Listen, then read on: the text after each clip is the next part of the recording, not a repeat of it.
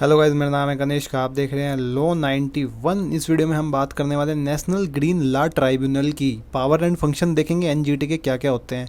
ये topic environmental law में दिया हुआ है, थोड़ा लेंदी है बट बहुत आसान मज़े में समझाऊंगा। आप मज़ा आ जाएगा आपको, इतनी अच्छी तरीके से स्टोरी सुनाऊंगा। ठीक है, यहाँ पे ना सबसे पहले हमारा स्टाइल क्या है, वीडियो शुरू करने से पहले ना आप एक कॉपी पेन या पेपर पेन लेके बैठ जाओ, नोटबुक, ताकि आप उसमें नोट डाउन कर सको इंपॉर्टेंट पॉइंट्स, ताकि रिवाइज हो जाए। और फिर एक एक बार वीडियो देखनी पड़ेगी, अदरवाइज़ बार बार देखोगे। ठीक है, एक बार वीडियो देखते ही आपको अच्छी खासा आपका रिवीजन हो जाएगा।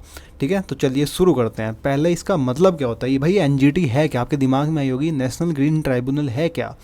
तो नेशनल ग्रीन ट्राइब्यूनल एक स्पेशल कोर्ट है जो सेटअप की गई है ओनली फॉर एनवायरमेंटल मैटर्स के लिए। यहाँ पे ओनली यूज हुआ है, इसमें सिर्फ और सिर्फ एनवायरमेंटल मैटर्स ही सुने जाते हैं, याद रखना। ये डील करती है केसेस जो रिलेट करते हैं एनवायरमेंट प्रोटेक्शन से, जैसे कि फॉरेस्ट या नेचुरल रिसोर्सेज जैसे कि एयर, वाटर एंड लैंड से। ठीक है, एनजीटी एस्टेब्लिश कब हुआ था? 18 अक्टूबर 2010। याद रखना, अगर आप कोई लॉ सब्जेक्ट का ऑप्शनल पेपर दे रहे हो तो ऐसे क्वेश्चन कभी कभी पूछ लेता है मैनेजमेंट। ठीक है, याद रखना है डेट 18 अक्टूबर 2010।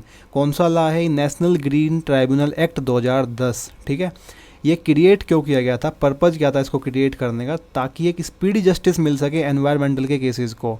ठीक है, रिलीफ मिल सके और या कंपेंसेट कर सके जिनको डैमेज हुआ है, स्ट्रिक्टली जो एनफोर्समेंट हो सके एनवायरमेंटल लॉज का, इसलिए ये क्रिएट किया गया था।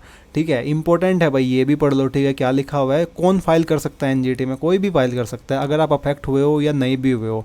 ठीक है, अगर आप अफेक्ट हुए हो तो भी तो कर ही सकते हो, नहीं अफेक्ट हुए ना तो भी कर सकते हो, क्योंकि एनवायरनमेंट हार्म हुआ है। एनवायरनमेंट ना सबका है, जो आपके ऊपर भी है, इसके ऊपर भी है। ठीक है, गवर्नमेंट भी केस फाइल कर सकती है एनजीटी में, ऑर्गेनाइजेशन भी कर सकती है, एनजीओ भी कर सकता है। ठीक है, एनजीटी की बेंच, थोड़ा एक्स्ट्रा ज्ञान है, कहाँ कहाँ है। जो प्रिंसिपल बेंच एनजीटी की है एज ऑलवेज न्यू दिल्ली आपकी राजधानी में है। अदर बेंचेज जैसे कि भोपाल में है, पूना में है, कोलकाता और चाइना नहीं चेन्नई में है। ठीक है, ध्यान रखना। तो फीचर्स क्या क्या है एनजीटी की? ये एक स्पेशलाइज्ड बॉडी है जो कि सिर्फ और सिर्फ एनवायरमेंटल मैटर सुनने के लिए ही बनी है, ताकि स्पीड जस्टिस मिल सके। स्पीडी डिस्पोजल ये एम करती है कि जो केसेज हैं वो 6 महीने में ही सोल्व हो जाए। एक्सपर्ट्स मेंबर्स होते हैं वहाँ पे, जैसे कि जजेस और एनवायरमेंटल एक्सपर्ट्स। सिंपल प्रोसीजर होता है, ये सीपीसी से बाउंड नहीं होता है, सिंपल प्रोसीजर, इंडिपेंडेंट प्रोसीजर इनका होता है। बाइंडिंग ऑर्डर, जैसे कि जो ऑर्डर होते हैं, जो सिविल कोर्ट की डिग्री होती है, सेम उनके जैसे यहाँ पे ऑर्डर होते हैं। ये ऑर्डर हमें हर हाल में ओबे करने होते हैं और फॉलो करने होते हैं। एक छोटा सा मेरे चैनल का जो स्टाइल है, एग्जाम्पल से समझते हैं। अगर एक फैक्ट्री है जो पोल्यूट कर रही है किसी रिवर को, तो आप एनजीटी जा सकते हो। तो एनजीटी क्या करेगी? एनजीटी फाइन कर सकती है उस फैक्ट्री को, क्लीन अप के लिए ऑर्डर कर सकती है। ठीक है, और कंपनसेट करने का ऑर्डर भी दे सकती है। अगर कोई बंदा या कोई भी ग्रुप ऑफ पीपल अफेक्ट हुआ तो उसको कंपनसेट करने का ऑर्डर भी एनजीटी ही देगी। इन शॉर्ट अगर मैं आपको बताऊं तो एनजीटी एक स्पेशल कोर्ट है जो प्रोटेक्ट करती है एनवायरनमेंट को और फास्ट जस्टिस को देती है एनवायरमेंटल के केसेस में। समझ में आया? इतना इजी एनजीटी है। ठीक है, इतना इजी एक्सप्लेनेशन मैंने यहाँ पे लिखा हुआ है। इतना इजी एक्सप्लेनेशन आपको किसी और चैनल पे मिल जाएगा? मेरे को नहीं लगता है। कहीं बुक में मिल जाएगा, किसी बेरेक्ट में मिल जाएगा? नहीं लगता है। तो जो मैं मेहनत करता हूँ ईजी बनाने में चीज़ों को, उसके लिए यार आप भी वीडियो को ना लाइक किया करो, चैनल को तो सब्सक्राइब कर ही लो भाई। इसमें क्या पैसे थोड़े ही कटते हैं, इन नेटफ्लिक्स का सब्सक्रिप्शन थोड़े ही है। ठीक है, चैनल को सब्सक्राइब कर लिया करो, लाइक कर लिया करो वीडियो को, और अपने दोस्तों के साथ ज़रूर शेयर कर किया करो यार। ठीक है, मेरे को लगना चाहिए कि हाँ भाई मैं लॉ 91 से पढ़ के आया हूँ और मैं पेपर दे रहा हूँ। ठीक है, केसेस कौन कौन से हियर करता है, मतलब कौन कौन से केसेस सुनता है एनजीटी? एनजीटी वो सारे केसेस सुनता है जो रिलेट होते हैं, जो एनवायरमेंटल प्रोटेक्शन से रिलेटेड होते हैं और कंजर्वेशन ऑफ फॉरेस्ट से रिलेटेड होते हैं, या किसी दूसरे नेचुरल रिसोर्सेज से रिलेटेड होते हैं। और ये डैमेजेस को कंपनसेट करता है। अगर कोई बंदा या किसी की प्रॉपर्टी डैमेज हुई है तो उसको कंपनसेट भी एनजीटी ही कराता है। ठीक, मेन टाइप्स ऑफ केसेस जो एनजीटी हैंडल करता है, पहला है एनवायरमेंटल क्लियरेंस डिस्प्यूट्स, जैसे कि जो यहाँ पे बड़े प्रोजेक्ट्स होते हैं जैसे कि हाईवेज, डैम्स, इंडस्ट्रीज।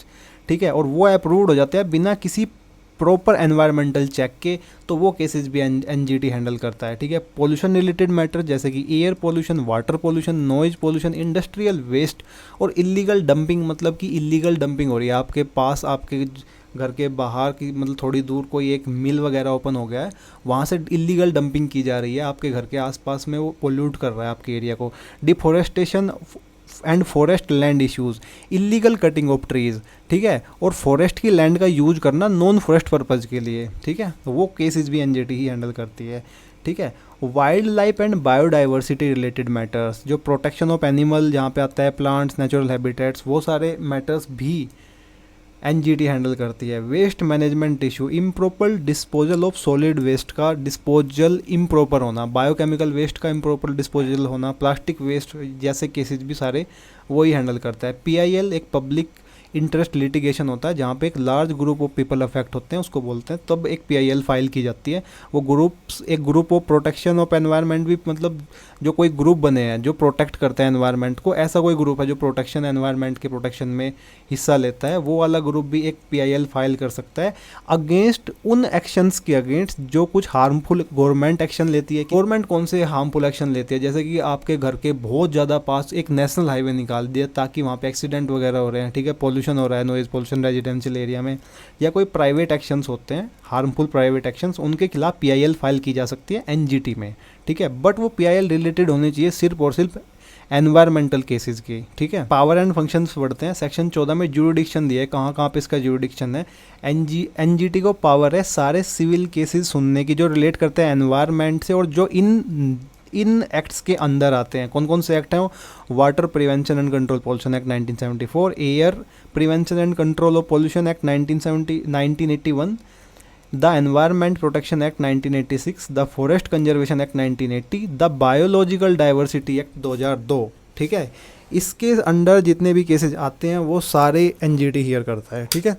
सेक्शन 15 में relief, compensation and restitution. NGT relief provide कर सकता है, कंपनसेट कर सकता है विक्टिम को, जिनको डैमेज हुआ है, एनवायरमेंटल डैमेज अगर कोई भी हुआ है तो उनको रिलीफ दिला सकती है एनजीटी और कंपनसेट करती है, ठीक है। रेस्टोरेशन का भी ऑर्डर करती है एनजीटी, एनवायरनमेंट के रेस्टोरेशन का, आपका एनवायरनमेंट ख़राब हुआ है तो उसके रेस्टोरेशन का ऑर्डर करेगी। अगर आपकी कोई प्रॉपर्टी डैमेज हुई है तो उसकी, आपकी प्रॉपर्टी को रिस्टोर करने का भी ऑर्डर करती है। एग्जांपल जैसे कि एक रिवर पोल्यूट हुई है इंडस्ट्रियल वेस्ट के वजह से, तो एनजीटी ऑर्डर कर सकती है क्लीन अप के लिए या कंपेंसेशन के लिए, जो पीपल अफेक्ट हुए हैं उनको कंपेंसेट करे।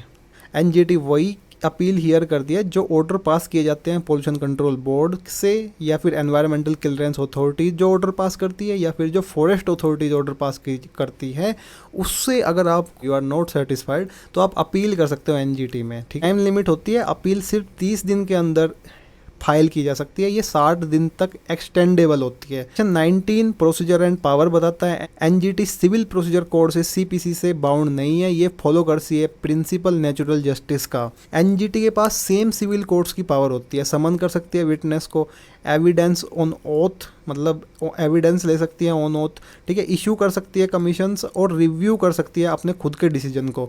सेक्शन 20 कहता है principles to be followed, precautionary principle, polluter pays principle, ये सारे प्रिंसिपल की ऑलरेडी वीडियो बन चुकी है, यहाँ पे आई बटन में लिंक आ जाएगा, जा करके देख लीजिए, ठीक है।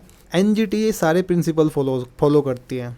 सेक्शन 25 कहता है एग्जीक्यूशन ऑफ अवार्ड। एनजीटी के जितने भी ऑर्डर होते हैं वो जैसे सिविल कोर्ट्स के ऑर्डर होते हैं ना, ऐसे ही होते हैं, वो डायरेक्टली एनफोर्स किए जाते हैं। अगर आप उन ऑर्डर्स को फॉलो नहीं करते हो तो वो पेनल्टी आपको भरनी पड़ेगी या फिर आपको इम्प्रिजनमेंट यानी जेल हो सकती है, ठीक है। फेमस केसेस जो एनजीटी में है, आर्ट ऑफ लिविंग केस है 2016 का, जहाँ पे एक कल्चरल इवेंट ऑर्गेनाइज किया था आर्ट ऑफ लिविंग ने, ये आई थिंक एक एनजीओ थी या फिर एक कोई ऑर्गेनाइजेशन होगी, यमुना फूड प्लेन्स के पास, जो कि एनवायरमेंटल डैमेज कर रहा था। तो एनजीटी ने फाइन कर दिया था 5 करोड़ का कि रेस्टोर करो भाई इकोसिस्टम को। स्टेरलाइट कॉपर प्लांट केस 2018 का है, यहाँ पे एक स्टेरलाइट प्लांट था तमिलनाडु में जो कि पोल्यूशन कर रहा था, पब्लिक ने फिर प्रोटेस्ट किया तो एनजीटी ने ऑर्डर कर दिया था कि भाई बंद करो, क्योंकि वॉयलेट कर रहा था एनवायरमेंटल नॉर्म्स को और पीपल की हेल्थ को रिस्क भी कर रहा था, ठीक है। तो यहाँ पे यार होता है हमारा एनजीटी का सारा, ऑलमोस्ट मैंने बता दिया जो इंपॉर्टेंट है, सारा कुछ मैंने बता दिया। यहाँ पे होती है हमारी एनजीटी की कंप्लीट वीडियो, पूरी कंप्लीट। अगर आपको ये वीडियो अच्छी लगे तो भाई पहले तो इसको लाइक कर दो, ठीक है। यहाँ पे एक बटन आता है, कहाँ पे आता है देख लेना, एक सब्सक्राइब की लिंक आएगी, यहाँ पे सब्सक्राइब कर देना। यहाँ पे एक रिकमेंडेशन वीडियो आएगी, बहुत ज़रूरी है, इसको मत छोड़ना, बिल्कुल भी मत छोड़ना। यहाँ पे एक प्लेलिस्ट आएगी हमारी एनवायरमेंटल लॉ वाली, वो पूरी देख लेना ताकि आपके एग्जाम की अच्छी से प्रिपरेशन हो सके। कमेंट वगैरह करके भी बता दिया करो यार, ठीक है। चलिए, thank you so much, all the very best for your exams.